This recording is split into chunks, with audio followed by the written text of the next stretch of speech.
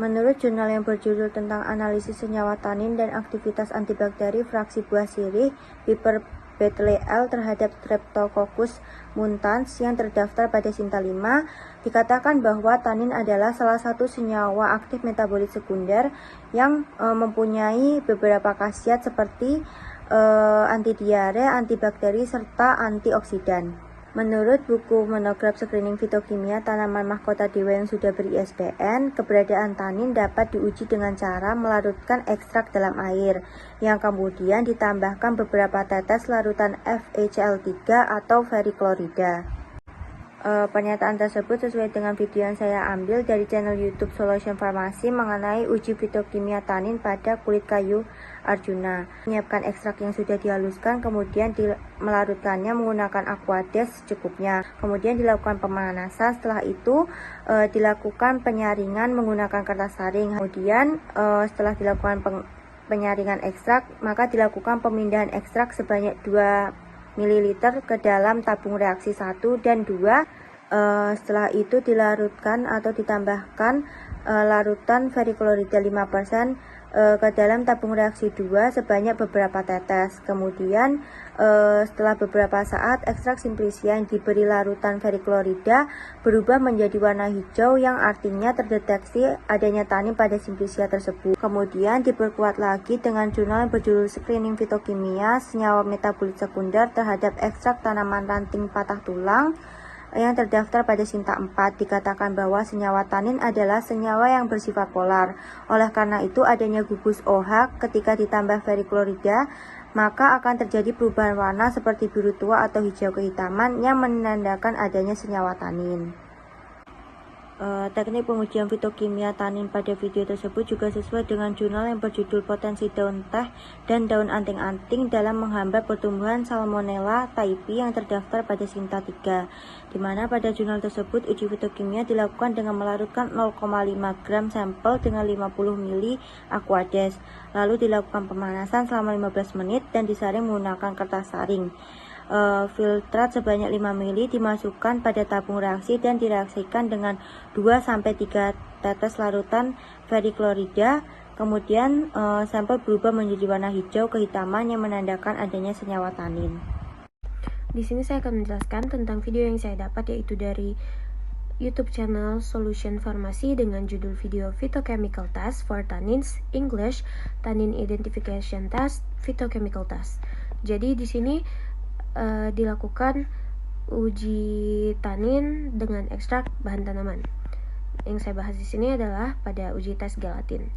Nah, ekstrak tanaman ini dipindahkan ke kedua tabung reaksi, lalu ditambah beberapa tetes larutan gelatin 1% yang mengandung 10% NaCl ke dalam satu tabung reaksi, dan kemudian dibandingkan perubahannya ke dalam 2 tabung reaksi. Jika terbentuk endapan putih setelah ditambahkan larutan gelatin, hal ini menegaskan adanya tanin di dalam ekstrak kita. Hal ini sesuai dengan jurnal yang saya baca, yaitu Jurnal Teknik Kimia USU dengan judul Ekstraksi Tanin dari Buah Balaka, Phyllanthus emblicael, dengan bantuan microwave, pengaruh daya microwave, perbandingan massa kering terhadap jumlah pelarut etil asetat dengan volume 10 nomor 1 yang dipublikasi pada Maret 2021 yang sudah terakreditasi bersinta 3. Di sini dari gambar 1B ini hasil uji ekstrak dengan larutan gelatin 1% dan NaCl 10% membentuk endapan putih. Hal ini disebabkan karena tanin mengendapkan protein pada gelatin. Tanin bereaksi dengan gelatin membentuk kopolimer mantap yang tidak larut dalam air. Reaksi ini lebih sensitif dengan penambahan NaCl untuk mempertinggi penggaram dari tanin gelatin. Ini saya menggunakan jurnal yang berjudul Potensi Daun Teh, Camellia sinensis dan Daun Anting-Anting asal Acalypha indica L dalam menghambat pertumbuhan Salmonella typhi yang telah terakreditasi Sinta 3.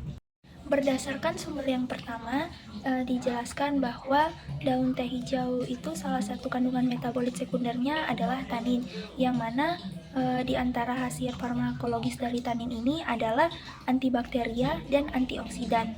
di mana dijelaskan juga pada jurnal tersebut bahwa tanin berperan sebagai antibakteri karena memiliki kemampuan untuk mengubah protein bakteri menjadi senyawa kompleks melalui ikatan hidrogen. Kemudian saya juga menggunakan jurnal kedua yang berjudul Review Gallotanins Biosynthesis Structure Activity Relationship Anti-Inflammatory and Antibacterial Activity yang juga telah terakreditasi di SINTA. Pada sumber kedua dikatakan juga bahwa gallotanin ini merupakan turunan tanin yang mana juga bermanfaat sebagai antibakteria dan antiinflamasi. Dapat dilihat pada gambar bahwa gallotanin ini memiliki banyak hidroksil fenolik yang dapat berperan dalam pengaktifasi cincin dan donor elektron yang dapat meningkatkan aktivitas dari antibakteri. Berikut merupakan gambar dari struktur gallotanin di mana terlihat pada bagian struktur yang ditandai adalah yang memberikan efek antibakteri sehingga tanin dapat bersifat antibakteri. Untuk materi saya mengambil dari buku yang berjudul Kombucha Mikrobiologi, Teknologi, dan Manfaat Kesehatan, di mana buku ini telah ber-ISBN. Saya akan menjelaskan tanin sebagai antioksidan yang terkandung di dalam kombucha teh hitam, di mana tanin ini berperan dalam menurunkan kadar kolesterol dengan cara menghambat HMG-CoA reduktase, di mana tanin ini akan berikatan dengan protein mukosa yang akan melapisi pada dinding usus, sehingga akan menyebabkan terhambatnya proses penyerapan dari lemak.